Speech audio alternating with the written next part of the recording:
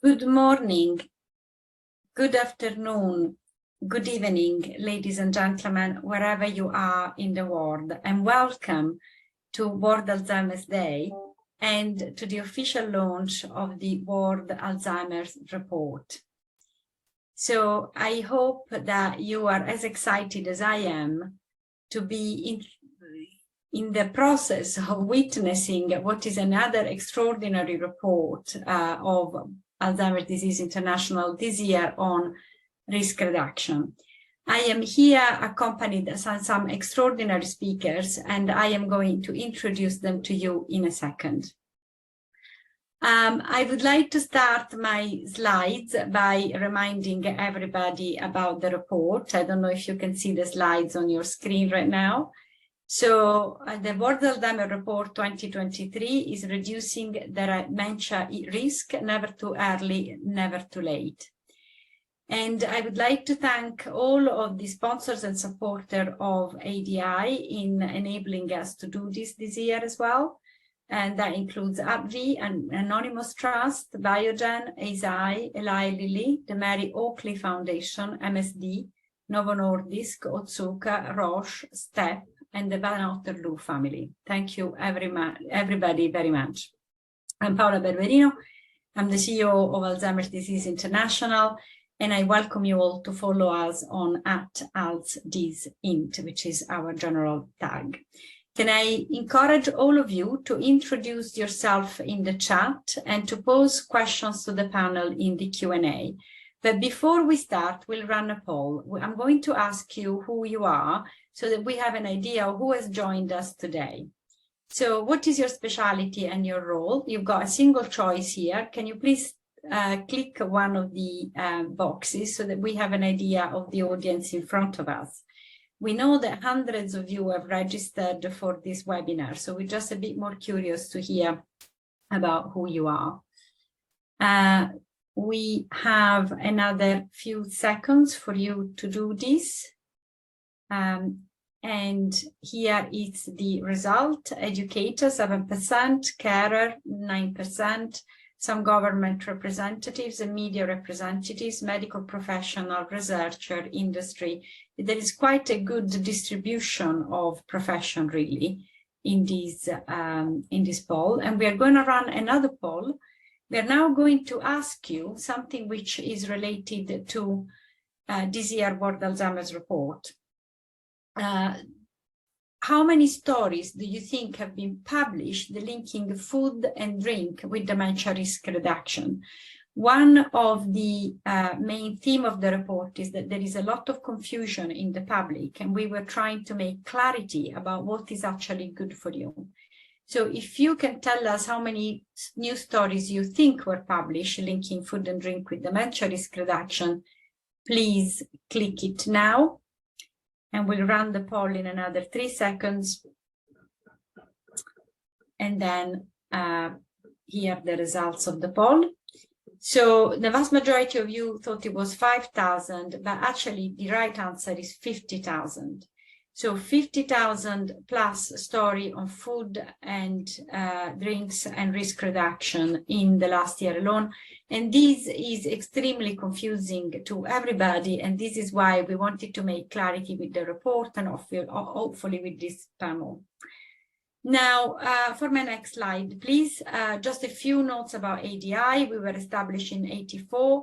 We represent 105 Alzheimer and Dementia Associations around the world, and we represent all of you and our members at the WHO, at the OECD, the G7, the G20, and other bodies. We promote World Alzheimer's Month, World Alzheimer's Day, and we publish World Alzheimer Report every year.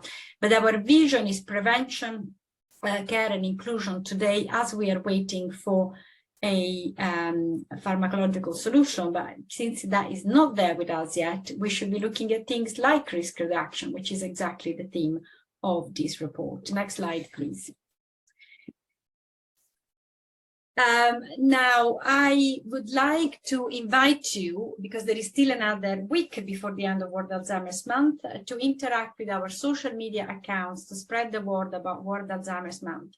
I am delighted to tell you, I'm amazed to tell you that so far today, We have had 51 million interactions on all of our tags, social media, etc.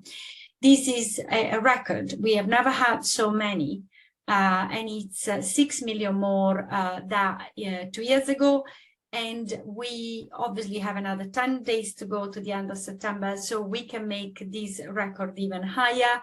So can I encourage you to continue using the tags and spread the word and make sure that more and more people see the campaign. So let me repeat, 51 million people have seen the campaign this month so far. Thank you so much. Next slide, please.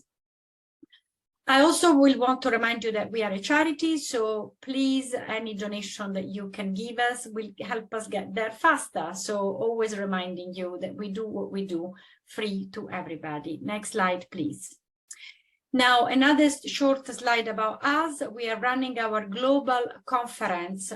We do it every 2 years. The next one is going to be 24th, 26th April 2024 in Krakow, in Poland.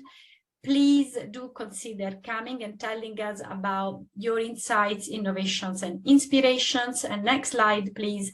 There is a call for abstract that will close in a few days. So please put your abstract in as soon as you possibly can. And we look forward to seeing you all in person as soon as possible. Next slide, please.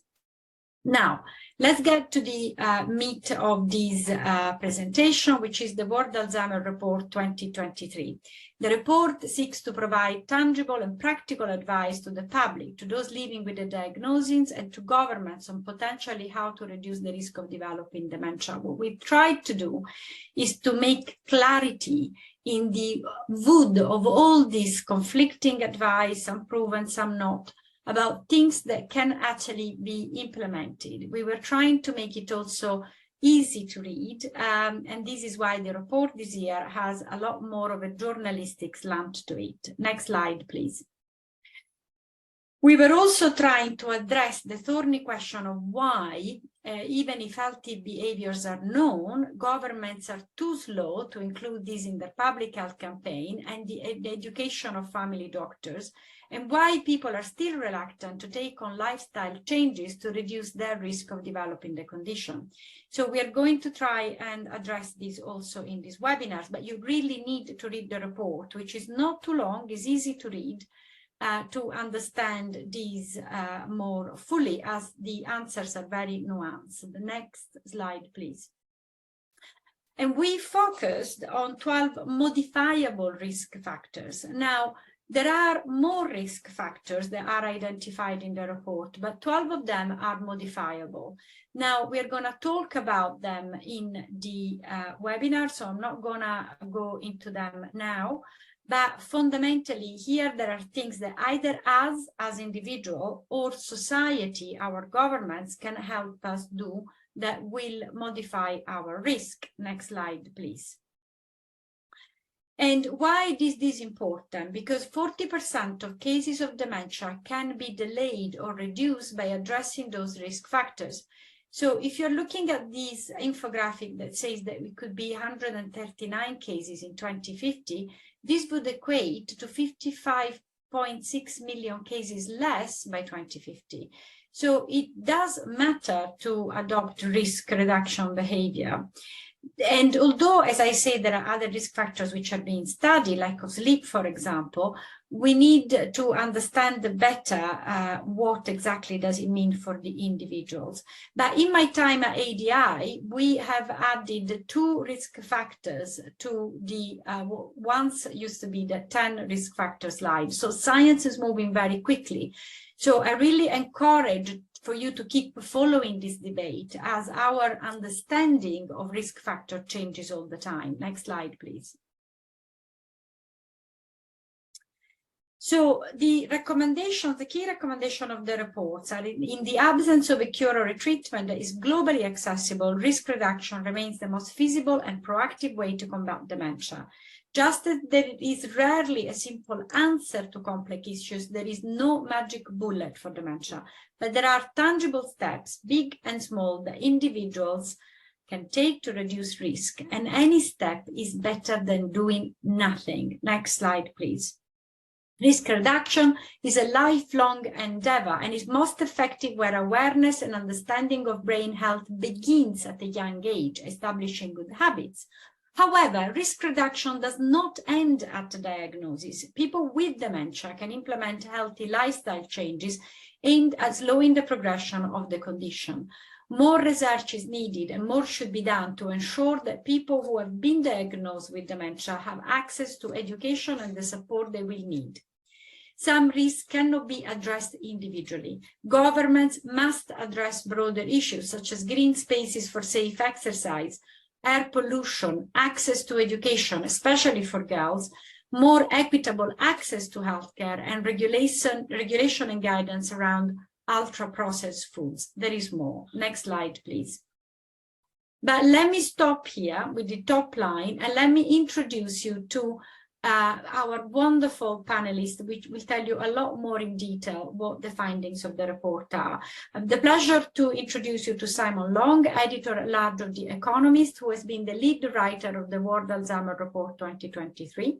Emily Ong, who is the project lead of Dementia Alliance International Environmental Design Special Interest Group in Singapore, and who is also a very famous advocate and a board member of ADI and contributor to the report. Professor Mia Kivipelto, Professor of Clinical Geriatrics at Karolinska Institute, a World Alzheimer's Report contributor, but most critically the designer and author of the Finger Study, of which he'll tell you more, one of the great hopes we have in risk reduction. And last but not least, Muthoki Kitanzi, a multimedia journalist, also a World Alzheimer Report contributor, who told us some amazing thing about what is happening in Africa. I hope that you will enjoy hearing from them and then reading what they wrote in the report. And with that, I am delighted to hand over the floor to Simon Long. Simon, the floor is yours. Thank you very much, Paula, and thank you, ADI, for the opportunity you gave me to work on this report. It's been a great experience. Before going on, I'd just like to explain a bit how I came to be involved. I'm in no sense an expert in this subject. I'm a journalist and spent a lot of my career living in and writing about the economics and politics of Asia. My interest in dementia stems from my own life. Like almost everybody, I've known people close to me living with dementia, and that, well, the almost everyone bit made me realize what a huge issue this is for the world as life expectancies increase. So in 2020, I suggested to The Economist, where I work, that it would be a good topic for one of the long special reports we do. And reporting that was a very interesting and surprisingly enjoyable experience, mainly because I got to deal with a lot nicer class of people than I usually come across in my line of work. And that included the people at ADI. So when I learned that you were looking for a journalist to write the linking chapters in this report, I was very keen. And I'm very pleased to be part of the team that Wendy Whitener and Chloe Benoit put together to do this. So thank you. And can we move on to the first slide, please? So to turn to what we came up with, I'm going to give a very brief overview of what's in the report, which has 6 chapters, each covering a different aspect of dementia risk reduction, each with an introduction by me and 1 or 2 reports from a journalist somewhere in the world illustrating the theme. So these slides are just to pick out some of the points we make, and I've tended to pick ones either that I heard a lot or that I found surprising. What's good for the heart is good for the brain is in the first category, a catchphrase I've heard an awful lot, that many of the risk factors for dementia are the same as those for coronary heart disease. So diet, exercise, and so on all have a role in brain health. One of the things I found most surprising when I wrote that report in 2020 was that the age-related incidence of dementia is actually declining quite sharply in the West, though it's climbing in some other parts of the world, such as China and Japan. Like a lot of people, I'd assumed that dementia rates would be correlated more or less directly with longevity. This suggested that changing lifestyles also had an impact. And at that time, I met Mia Kivipelto, whom we'll be hearing from later, and heard of the amazing work her Fingers project has been doing. And I read the Lancet Commission report on the modifiable risk factors for dementia, on which this report relies quite heavily. For me, one of the findings in that Lancet Commission report is very surprising, that hearing loss is the biggest single modifiable risk factor, and that hearing aids are hence very effective as a risk reduction mechanism. I just don't understand enough about how the brain works to know why that might be so. My prejudice, however, is to think that we're social animals, and anything that impedes social interaction is bad for brain health. A lot less surprising, perhaps, is that repeated blows to the head are bad for the brain and over time become a dementia risk. So some sports are very dangerous in that respect, not just boxing, but playing rugby and heading a football. What is perhaps surprising, however, is how little fuss there generally is about having children play relatively risky games. They bring other benefits, of course, but that trade-off is rarely made explicit. Next slide, please. Turning to mental risks, one of the terms I heard an awful lot mentioned was cognitive reserve, which is, in a sense, a measure of resilience to dementia. Education is an important way of building it. Very early in my work on this report, someone said to me that the single change that would do the most to reduce dementia in the world would be to get more schools into school for get more girls into school for longer. For some reason, I lost in my notes who said that. So if you're on the call, my apologies. But we do have a lovely article from Pakistan on this topic. Knowing a second language is also a strong protective factor. So is learning a new one. A study in Canada found that bilinguals on average showed symptoms of dementia 4 years later than their monoglot compatriots. And poor mental health is also associated with a higher risk of dementia. A study in New Zealand found that people with a mental health condition were 3 times more likely than others to develop dementia. Next slide, please. The next chapter looks at population-level risks, risks that are modifiable, but not by individuals acting alone. The first and obvious point to make, I'm afraid, is that it's far easier to make the sort of lifestyle choices that reduce the risk of dementia if you live in a rich country and are well off yourself. Poverty is one of the biggest risk factors. The second point here looks at global action to reduce dementia risks. All countries that are members of the World Health Organization are expected to produce dementia action plans. But in the WHO's own Global Action Plan, the risk reduction component targets other non-communicable diseases, cancers, diabetes, heart and respiratory diseases, not dementia explicitly. The risks, of course, overlap a lot, but they're not identical. As for the third point on air pollution, I suspect that should actually read 100% of you, but 99% of humanity. Again, this is a problem that's most acute in lower middle income countries, especially in Asia. When I looked at the index this morning, Lahore in Pakistan was the most polluted city in the world. Quite how air pollution increases the risk of dementia is not entirely clear. That it does is not in dispute. Next slide, please. We've also to acknowledge, of course, that not all risks are modifiable and hence reducible. Some forms of dementia are hereditary, leading to the very difficult question of whether to be tested for the genes responsible or not. Now, some genetic inheritances are determinative.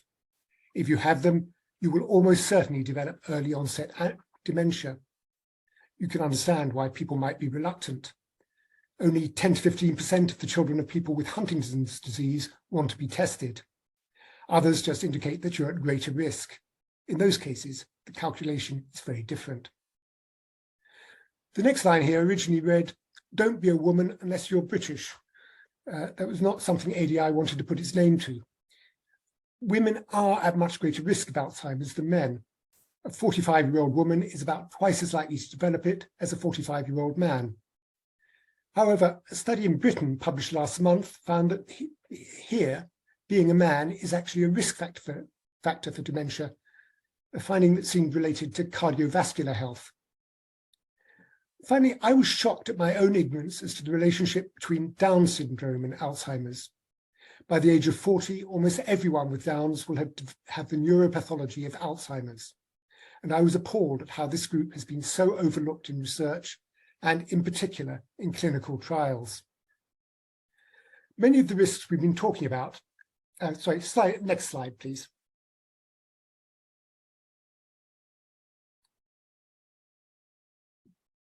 many of this we've been talking about are lifelong. I'm sorry, I've become one slide too far.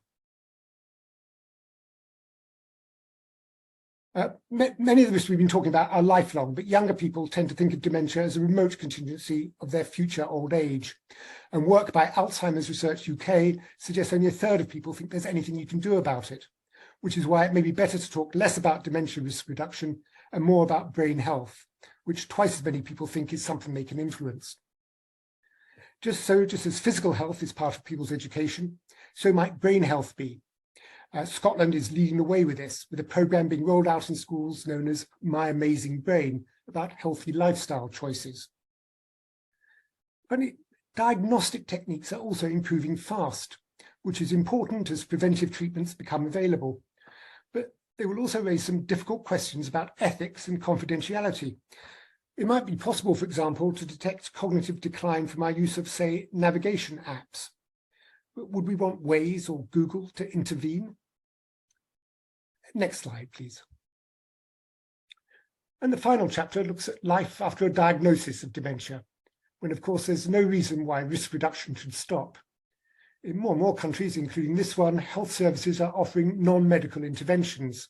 Here, all government-accredited memory services have to offer a course of cognitive stimulation therapy. And I've been struck by how powerful music and dance are in helping cognition and memory. I write at some point in the report that if you had to design from scratch an activity to reduce the risk of dementia, it might involve socializing, communicating, using the brain and engaging in aerobic exercise. In other words, it might look a lot like dancing. And finally, none of the risk reduction strategies talked about in this report suddenly lose their effectiveness because of a diagnosis. In the words of the subtitle of our report, it's never too late. And with that, let me hand back to Paula.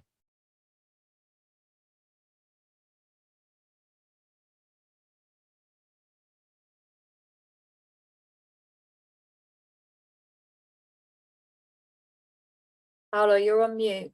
Sorry. Sorry. I thought I was speaking, but I was not. Simon, thank you very much for this great presentation and for your contribution in the report, which everybody will agree with me once they read. It's extraordinary because it explains some of this quite complex concept in an extremely simple manner. But let me ask you one question before I hand over to the next panelist. During this report, you spoke to over 100 researchers, health and care professionals, you spoke with people living with dementia, with carers. What do you think in this field that was the most surprising thing that you found whilst doing this research? If I'm honest, Paula, I mentioned that in the presentation just now. The thing that most took me aback, and it's a confession of my own ignorance, was the point on the relationship between Down syndrome and Alzheimer's, which has quite a lot of implications, I think, particularly for Alzheimer's research. And that here you have a group of people, some 6 million of them worldwide, who are, if they live long enough, almost inevitably going on to develop Alzheimer's. So they should be first in the queue for in clinical trials for a vaccine, if one is developed, as is being worked on now. And that is not something I knew at all. It took me by surprise. Thank you very much, Simon. There is a very strong group that deals with this particular issue. We hope that they will present in Krakow. But very good point also to point out to everybody else. We'll have more questions at the end. Can I remind everybody, please, to add the question to the Q&A and to continue to introduce yourself in the chat. It's lovely to see that there is so many of you with us today. And now I'm handing over to Emily Ong, who has also contributed to the World Alzheimer's Report, and which will lead us in a completely different direction. Emily, the floor is yours.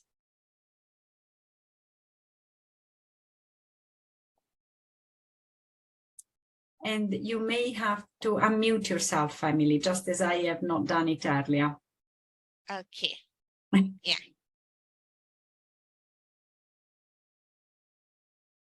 Okay, thank you, Paula, for the invitation, and I'm so happy that I can be part of the report. Yeah, good morning, good afternoon, good evening from Singapore.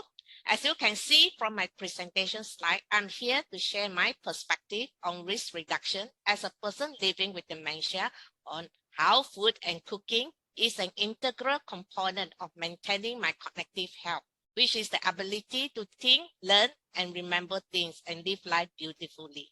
Next slide, please. I always love being in the kitchen, cooking and baking something, and Chris reminded me to include a photo of myself in action. I couldn't think of anyone except this one, my first private cooking class to learn how to cook authentic Indian cuisine from an established local chef in Singapore. I took on the challenge that my elder daughter threw onto me, and my younger daughter was there as my assistant chef and also my intervention supporter to explain in the way I could process and comprehend what the chef said. I used to cook for close friends, but now only on rare occasion, and this is the one rare occasion when DY visited me. Next slide. I'm a strong believer in you are what you eat, not because of it's being very popular, okay? Because of my own personal experience in prevention of bone loss of type 1 osteoporosis in first 9 years after my surgical menopause without hormone therapy, and type 2 osteoporosis after 9 years post-menopause. Now, after 36 years, my bone density report showed that I only have osteopenia 2-3 years ago. Since I manage so well with diet, which helps to delay the onset of osteoporosis for the past 3 decades, I believe that I can do the same to help myself to maintain my cognitive health and slow down the progression of my dementia.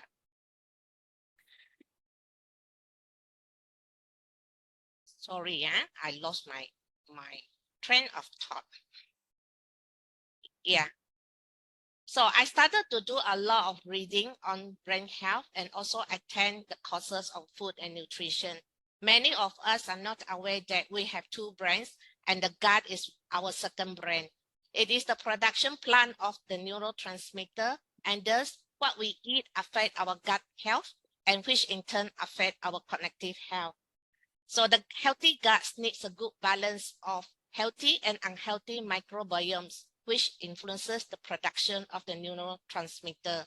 Most people know that Greek yogurt with live culture bacteria is good, but that is only half of the equation. The other half is you need dietary fiber known as prebiotics, which are the food for these healthy bacteria to grow in your gut. So you need both to complete your equation of a healthy gut. Next slide. People diagnosed with dementia usually have chronic inflammations, and studies have shown that it causes the disease, but chronic inflammation also worsens the condition. Research has also shown diets high in food associated with inflammation, like soft drink and deep fried food, may accelerate brain aging and leading to dementia. This new knowledge changed the way I eat and prepare the food. I make sure that my diet is rich in anti-inflammatory food so that I'm helping my body to hopefully go back to its normal state rather than in the state of inflammation. I also focus on using food to reduce oxidative stress caused by lifestyle factors and environmental pollution. But for me, it's because of my insomnia issue. Next slide. My diet is more towards MIND diet, which stands for Mediterranean Intervention for Neurodegenerative Delay. A typical meal of mine will look like homemade quinoa bread with peanut butter served with tea with oatmeal. Lunch is usually porridge with fermented side dish, beans and leafy vegetables. Dinner is stir-fried green leafy vegetables with carrot and mushroom, and a side dish is either chicken or fish, and a small bowl of multi-grain rice. Berries, of course, goji berry tea. Next slide. So the next few slides, I'll be sharing on what measure I take. Next slide. Now, nuts are very good, but I'm having struggle to eat very hard food. So I turn to grinding the nuts into flour and use it for baking. So I still have my nuts. Next slide. Mother said, have your greens, right? So I love my greens. And not only I love my green, I love different colors of the greens and root vegetables to give you the dietary fiber. Next slide. Maintaining good vascular health is important because I already have dementia, so I don't want to have any more types of dementia. So lowering the risk of developing muscular dementia. So the addition of herbs and spices to modified version of the traditional food that I enjoy will help to increase the palatability while compensating for the reduction in the salt. I also find that actually certain herbs and spices help to stimulate my appetite. And this is very beneficial for those with poor appetite. Next slide. I love having different cuisine because it has its own flavor, texture, colors that excite my senses. And during times when I don't feel like wanting to eat because eating is so difficult and tiring, but because of the color, it makes me want to eat. So next slide. As I mentioned earlier, I have anti-inflammatory food in my diet. Try algae, which is a primary source of omega-3 acid and also good source of protein. So make your own miso capsule. Next slide. Oh, I don't just eat good food, but I also love dessert and cookie, but in moderation. Next slide. Healthy eating means that you have to invest time in preparing food and cooking them.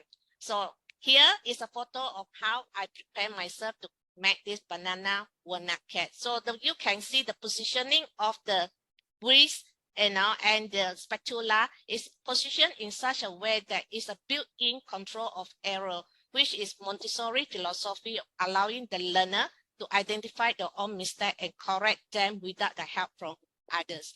This auto-education or control of error is very important in preserving my dignity and confidence as a person living with dementia. Next slide.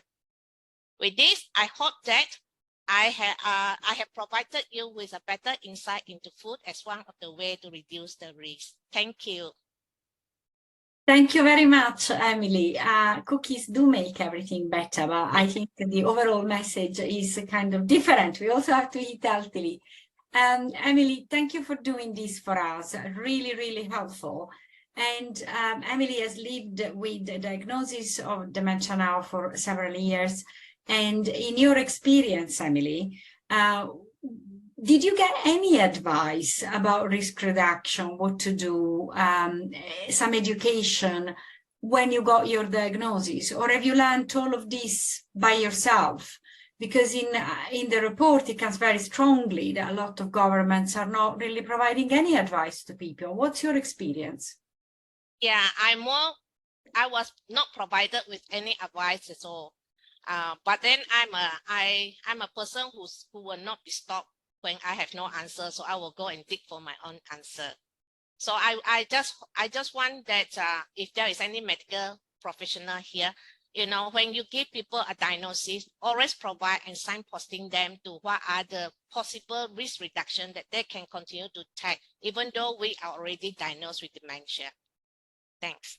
Thank you so much. As somebody's putting in the chat line, you're a warrior, Emily. Don't stop. Indeed you are. Thank you for everything you do for us. I am now delighted to move the conversation to Professor Mia Kivipelto, who is the engineer of the finger study. Now, some of you may have heard about the finger study, some of you have not, but it's one of the greatest hope we have in the world to understand one day what works and what doesn't work in terms of risk reduction.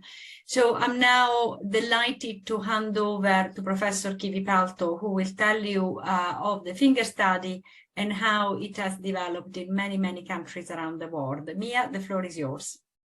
Thank you, Paula, and thank you for the kind invitation. It's my great pleasure to be here. I can't think better place to be during the Alzheimer Day and this wonderful global representation with all of you. So thank you for that.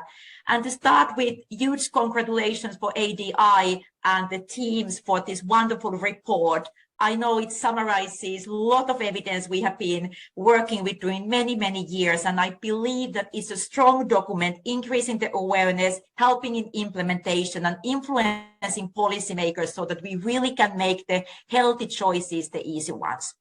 So I will focus a bit the science behind this report. And we already heard from Simon that there has been a lot of studies, a lot of reports, the Lancet Commission paper, WHO risk reduction guidelines, that there is at least 40% prevention potential, many modifiable risk factors.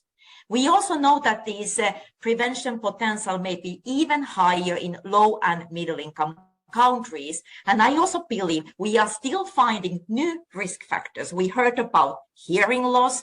There may be other sensory loss, sleep, diet. We had a wonderful presentation about that. So we also still need to study more and refine our evidence. So now, given this multifactorial etiology of dementia, I really believe that the successful interventions needs to be multi-domain.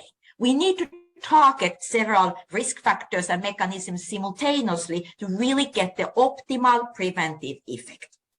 At the same time, one size does not fit all. We all are different, there are different risk profiles, so we still need to do better work to try to tailor the interventions at individual and on societal level. Next slide shows the finger trial. That's what we started 2009 already, and that was indeed the first large long-term randomized clinical trial to show that the multi-domain intervention is both effective and feasible.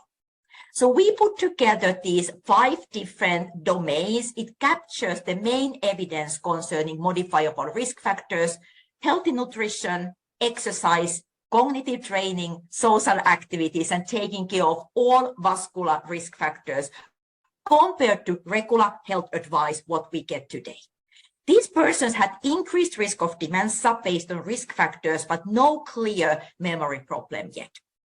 Intervention was 2 years, and I'm very excited that we have now data soon ready for the 11-year follow-up. Cognition was the main outcome, and here we had clear results for several cognitive domains. But as you can see here, there were also many other positive effects. 20% lower risk for cardiovascular disorders, 30% lower risk for functional decline, 60% lower risk for chronic diseases, especially multimorbidity, better health-related quality of life, and also clear health economical benefits. So the same package can give benefits for brain health, total health, individual and societal level. And after the finger trial, of course, the next question is, how can we make this happen? We can take the next slide.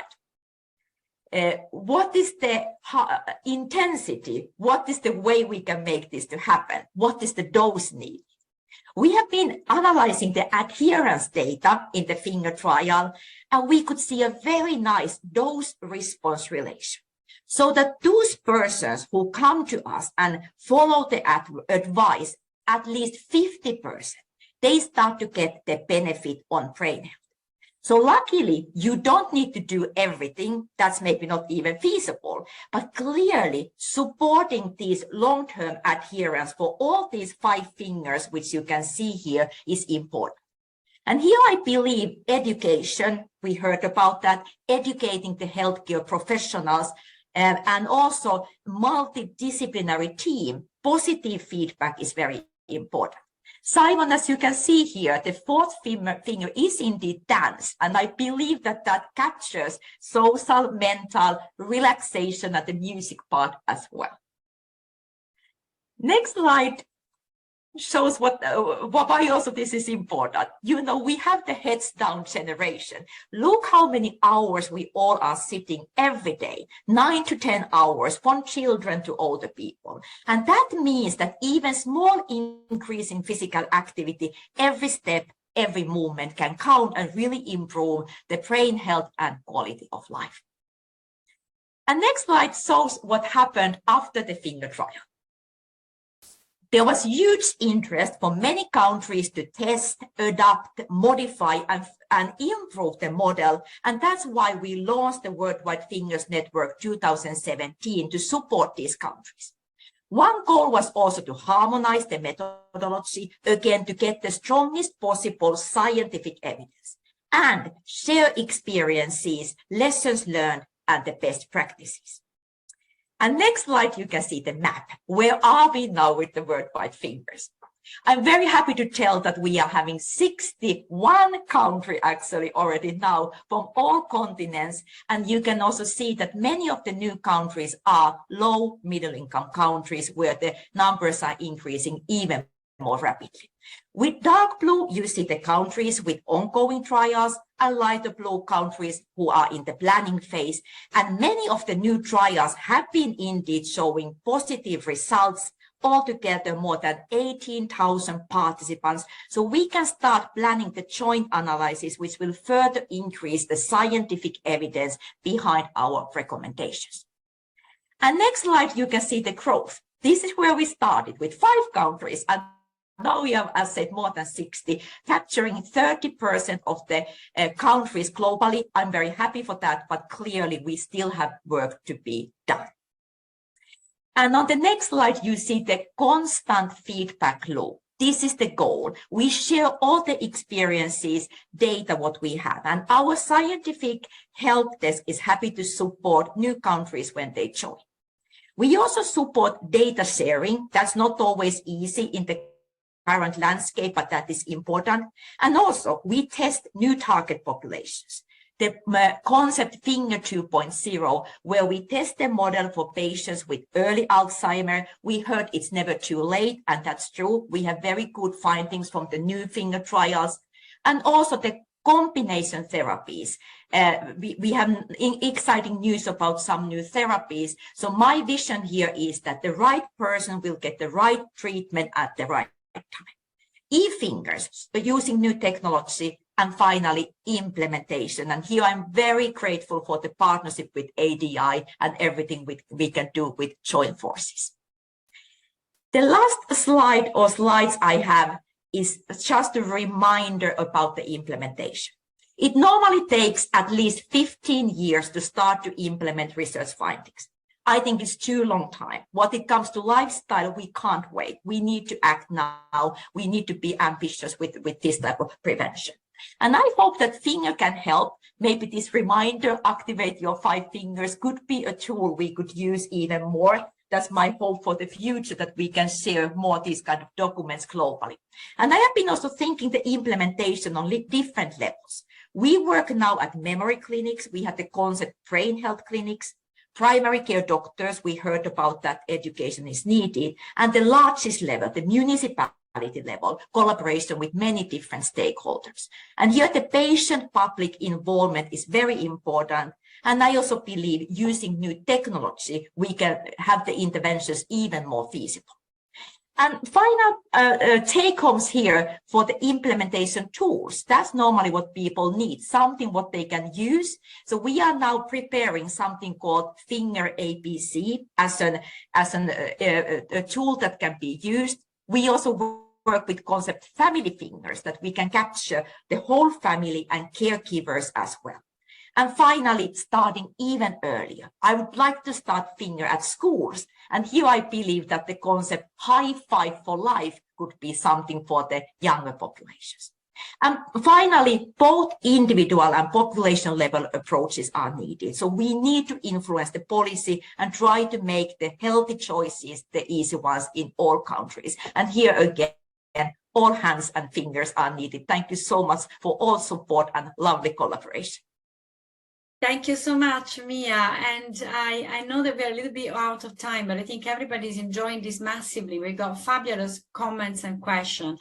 I should have added at the beginning that in a way, this revisitation of the risk reduction issue comes very much from a conversation that Mia, Jill Livingstone and Martin Knapp had together 2 years ago, in which we were pondering why, in the presence of so much scientific research and information about risk reduction, governments just were not picking this on.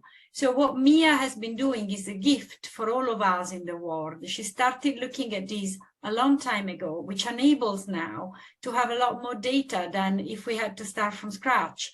But still, the big barrier here is how are we going to translate this into policy? So I know that today there are people from you in government, in media, listening to us. Please help us, because we need to make sure that all these wonderful messages get to people and that behaviors are changed. We could prevent 55 million cases by 2050. That's a huge amount of numbers. And as you can see, the scientific evidence is there. As you can see, the willingness of people living with dementia is there. As you can see, there's a lot of interest in young people adopting healthy behavior. Why are we not sharing this? So Mia, thank you very much. I just want to ask you a quick question. Could you please share how your 5-finger model translates across the continents now in 60 countries? You said a little bit about that, but how can we use this easy to remember model to reduce our risk day by day? That's a good question. And I really believe that increasing the knowledge is the powerful message. When people know that this is good for your brain health, that's the starting point. Making it easy, and here I hope the finger model can help. Activate your 5 fingers every day, increase the positive, decrease the negative with small steps. So I think we should increase the knowledge on every level. And then this practical advice. We heard this wonderful story about diet. People need to have some support and practical advice what to do. Thank you so much, Mia. And I will be addressing a lot of the questions in the Q&A later. Please continue to post your questions in the Q&A. If you want to introduce yourself, the chat line is where you do that. Now, last but not least, another contributor to the World Alzheimer Report this year, and this is wonderful Mutoki Kitanzi that joins us from Kenya. And she, in particular, wrote a really interesting essay in the report. We all know that in Africa, adoption of anything to do with the Global Dementia Action Plan has been much slower. So is a number of essays in the report are focusing on how to translate some of this good advice to the African practice. Mutoki, the floor is yours. Tell us about your essay. Thank you very much for the opportunity for us to contribute towards the report, and also for the opportunity to even speak in this webinar. As you've mentioned, my article was to show how depression or brain health is being addressed, which would in turn lower the occurrence or the incidence of dementia in Kenya. So one, Kenya is a low middle income country. And so the issue of brain health and mental health is not very much visible. In fact, there's a lot of stigma to do with depression and other sorts of mental health issues. Now, my article was focusing on rural Kenya. So I went to a county called Makueni, is in eastern Kenya. And so when I was here, I wanted to find out how they're handling depression or mental health illnesses, which would, as I've mentioned in turn, reverse incidences or address incidences of dementia. And so what I found out is about 50% of the cases that were being recorded in this health facility, that's the biggest health facility in Makueni County, had dementia, which had depression. So if you were looking at like 5 people coming to an institution with dementia, 5 of them would also present with depression. Now, I'd like to quote what the doctor said. He said, now the variance was when did the depression start and when did the dementia start? And I think the experts are in a better position to explain this. So as I mentioned, in regards to brain health or mental health in the country, there's a lot of stigma and the issue is not very visible. However, in the recent past, we have seen efforts by the government to address it. One of the most commendable things I'd say is that it is a situation that has been recognized by the government. And that happened a few years ago where it's the government said that, hey, this is indeed an issue. And if you have a state backing or the government backing an issue, then it's very easy for other stakeholders and other partners to just come in and complement what is already happening.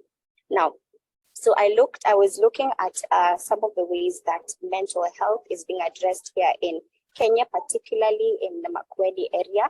And I came up with a few ways that is happening, and you'll be able to see that in the report.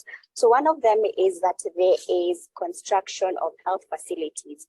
Now, in the past, we had a deficiency of facilities that were addressing issues of mental health. And I'm talking about standalone facilities.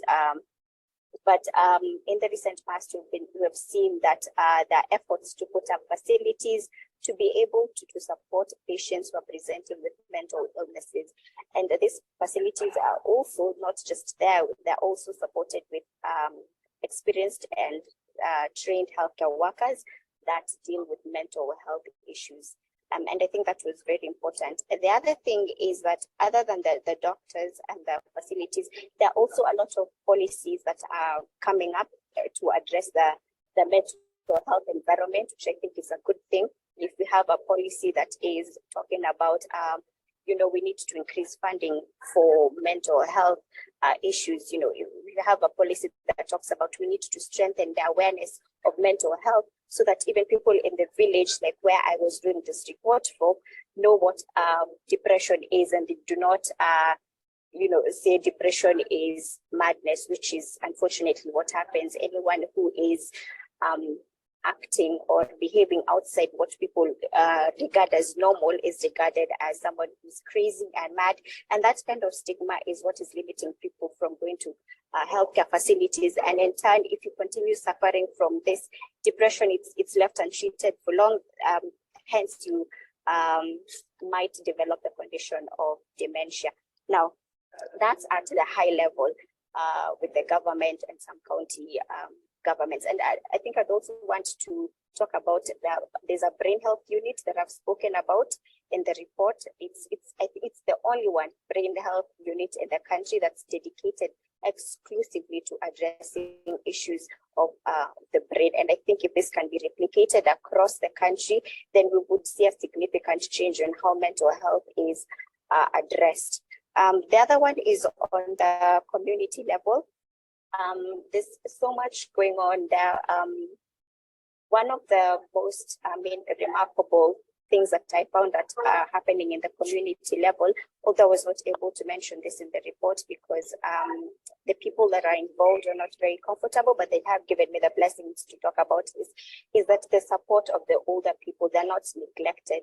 So there's a group in Nairobi, the capital of Kenya.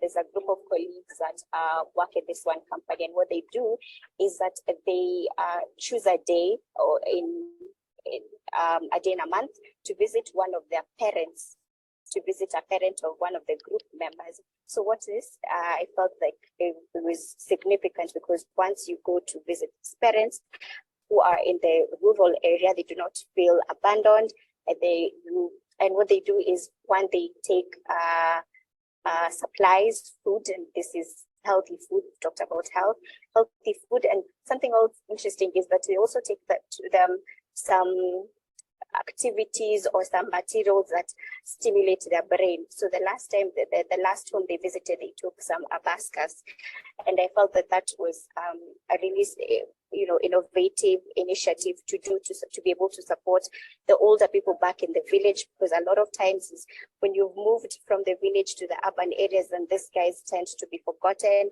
and they're there in their homes, they stay alone, they don't talk to a lot of people.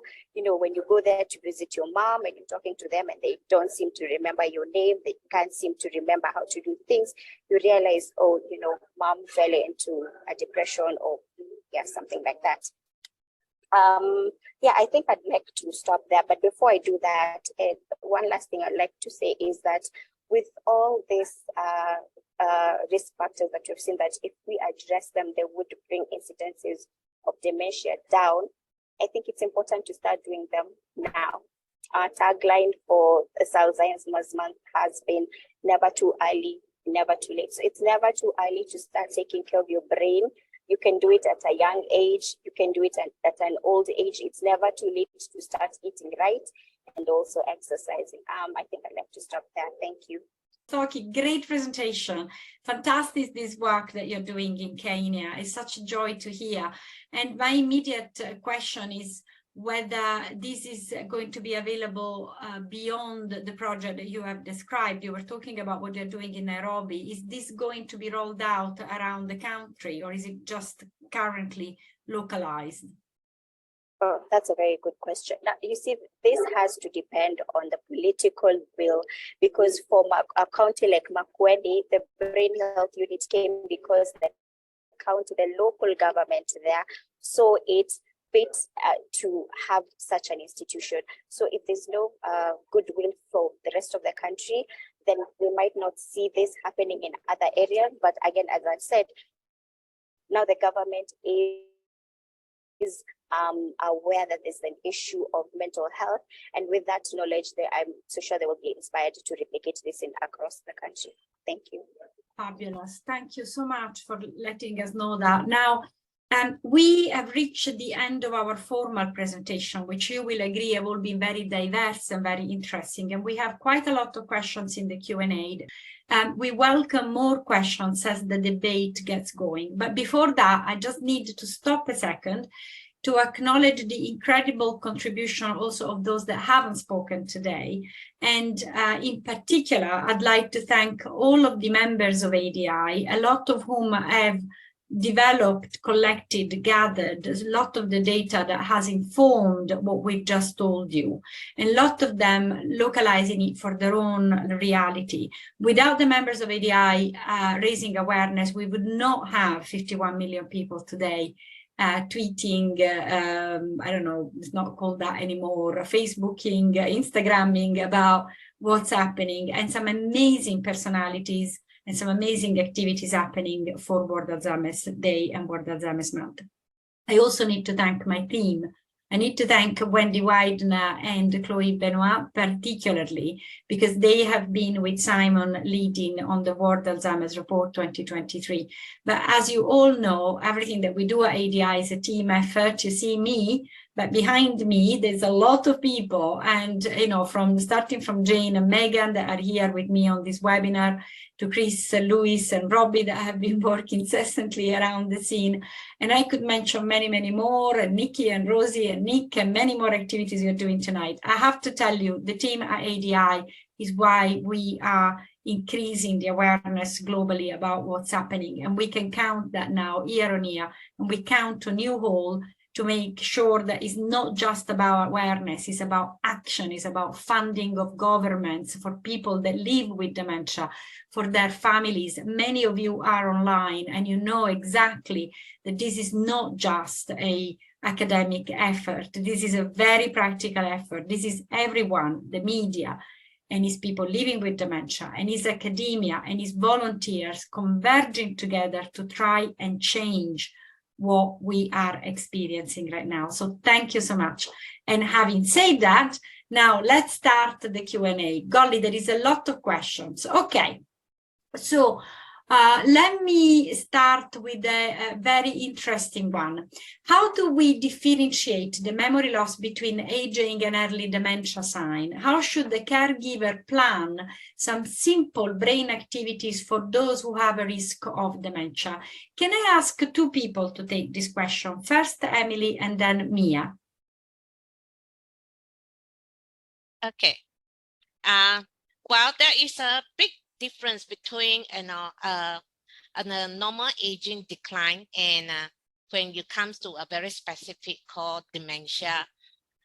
I would say that because my mom is an older person and I see there is changes to her cognition, but it's very different from the cognition that the changes that I experience. For her, it's more like the speed and the process of getting an answer and things like that. Her every motion is also slower, but she does not have problems with understanding, comprehending what people say, and she also doesn't have the issue of not able to remember the sequence of numbers and things like that. So there's a big difference. And the other thing about how do you help your people if the people whom you think is having some kind of cognitive decline is that a very simple thing which I always do with my peer support group at the LACOPI is that we do things like spot the difference. That requires you to have the focus, that requires you to have the attention. And then and these are things that, which is very important, because one of the biggest issues for living with dementia is that we have very short attention span. And when we have short attention span, whatever that we see cannot get registered into the short term. And that will definitely, we will have memory issue and not able to follow through the, from our tasks.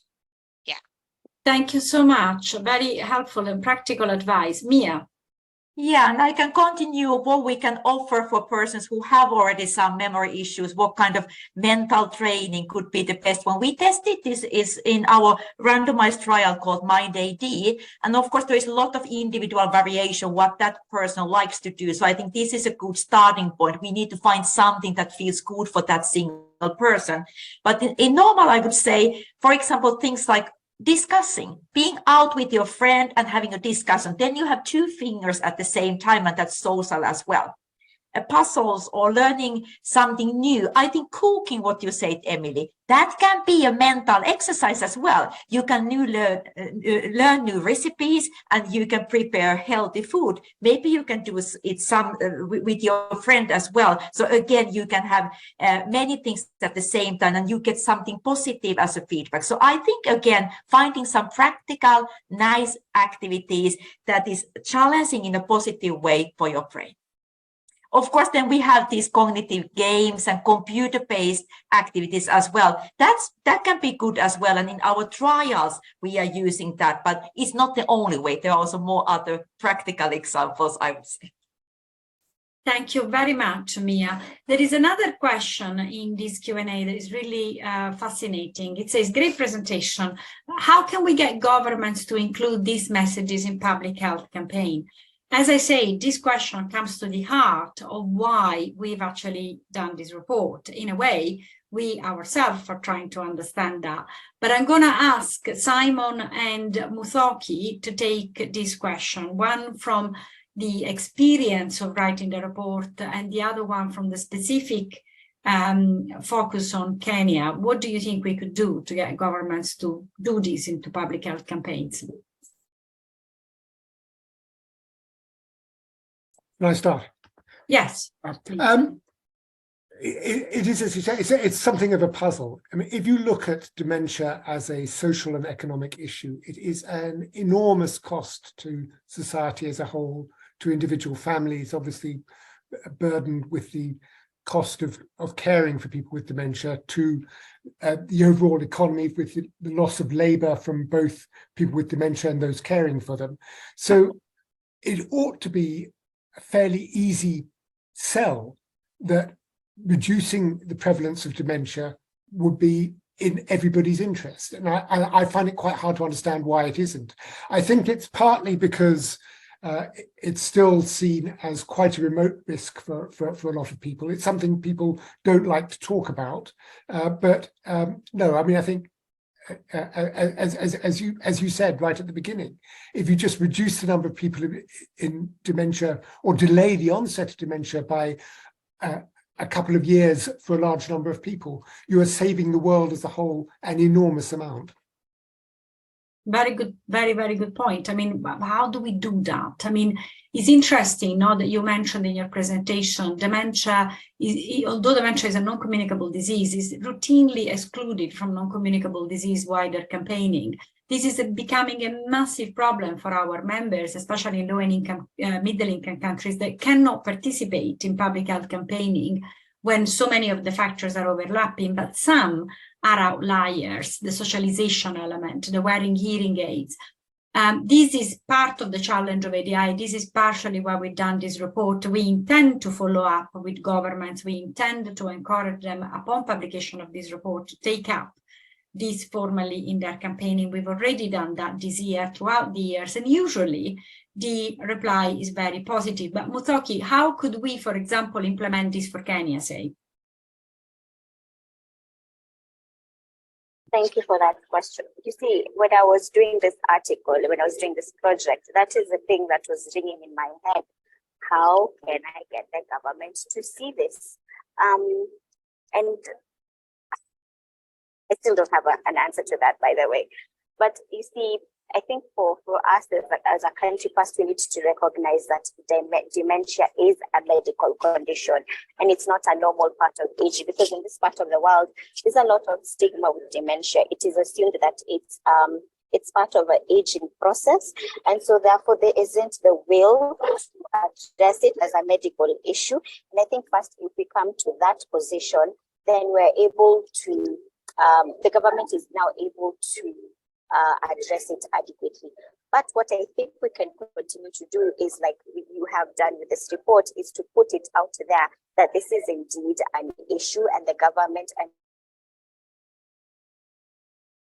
hold the government accountable to be able to come in and address dementia as it should be able to do it. So to me, it's just continue making a lot of noise around dementia until the government hears.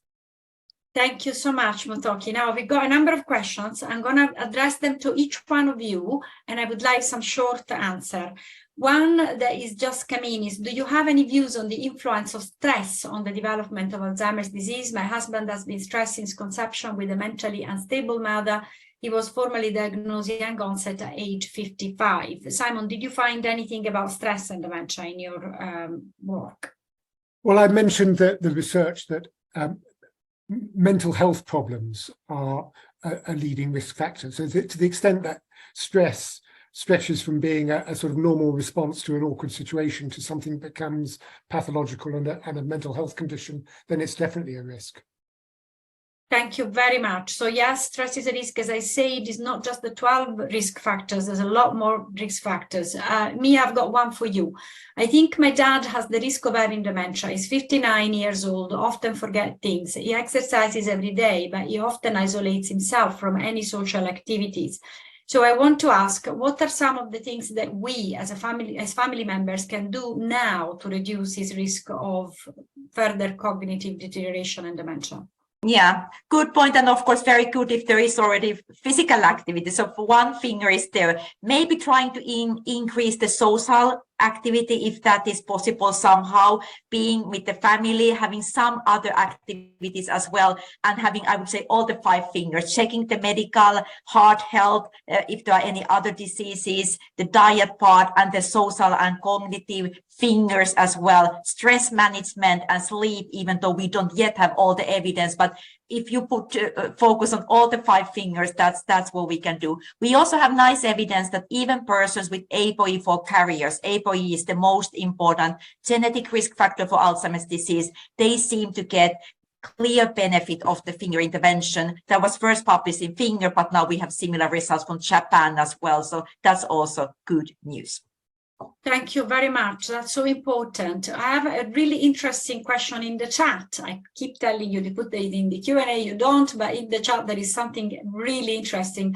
How do we get doctors to learn about the importance of nutrition? Often doctors say what you eat has nothing to do with your issues, cancer, dementia, etc. Emily, and then Mutoki, what do you think? What can we do? Well, for me is that I make it my action to educate the healthcare professional. That's why now I'm a patient's advocate. Thank you so much. Advocacy, we need to talk about it, and eventually people will pick it up. I have to say the press today around this report has been phenomenal. There is massive interest around the world about this. So eventually we'll see it through. Mutoki, your view from your side. Can you repeat the question once more, kindly? Yes, is how do we get doctors, doctors, family doctors, to learn about the importance of nutrition? Because people go to their doctors, but they say, what you eat has nothing to do with your disease. That's interesting, because I've never had a doctor say that. They're always saying, what you eat will affect your health. So, but I think encourage the whole education on the doctors, I guess, if we can encourage this curriculum, in the training of doctors, and not even at the highest level, at the lowest level.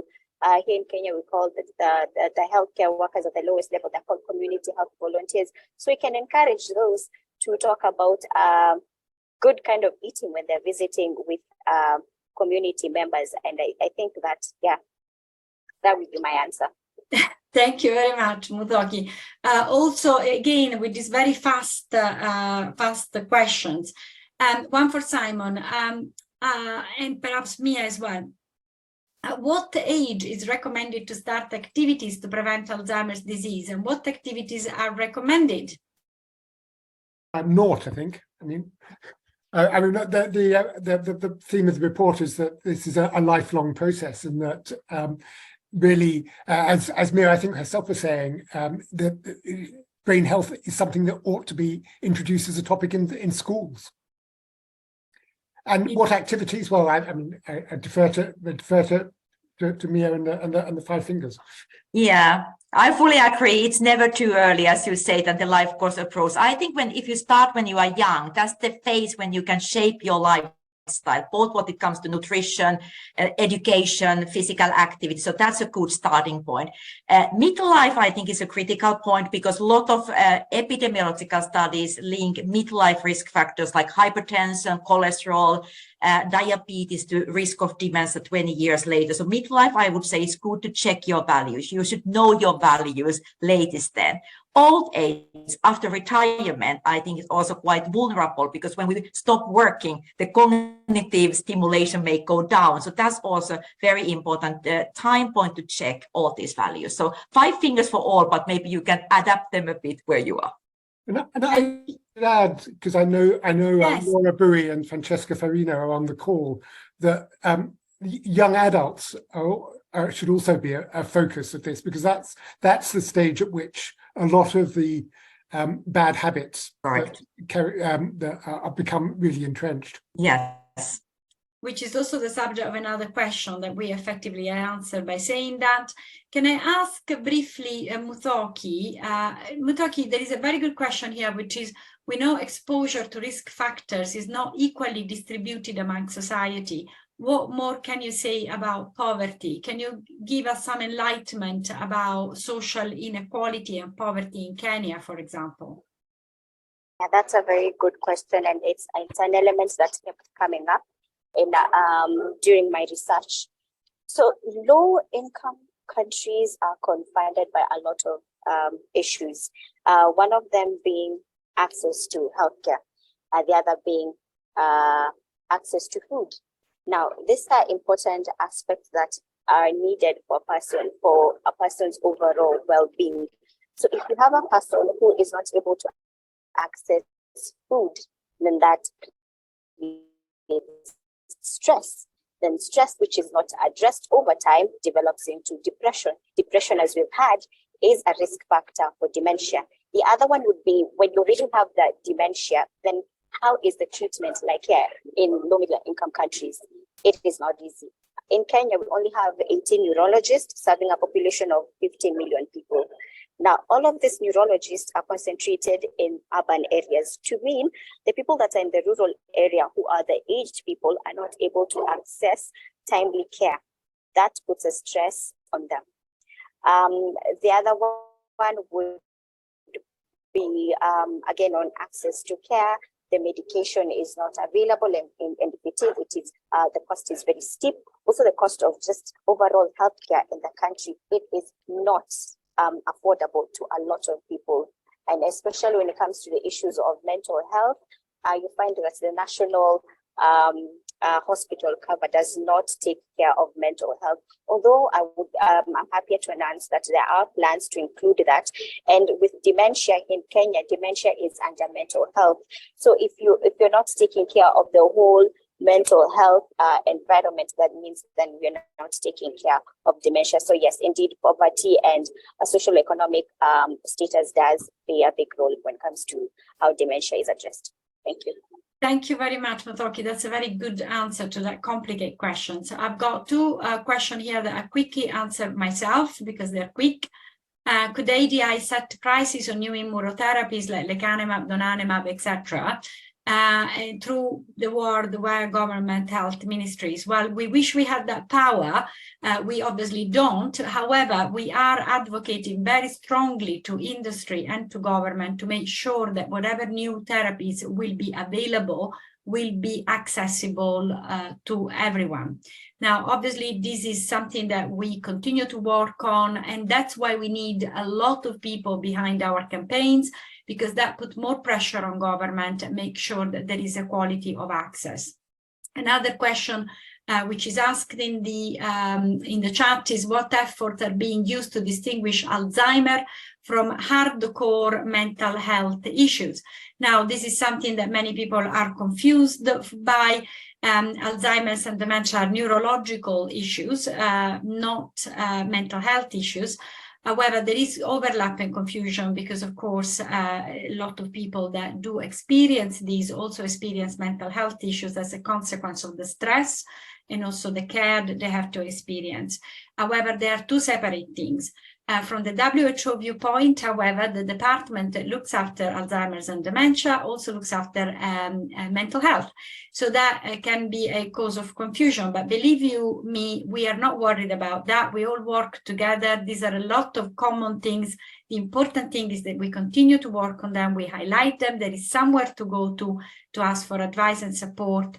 And in our mind, the distinction is very clear. If you need any more information, we'll be able to access it through the info box at ADI.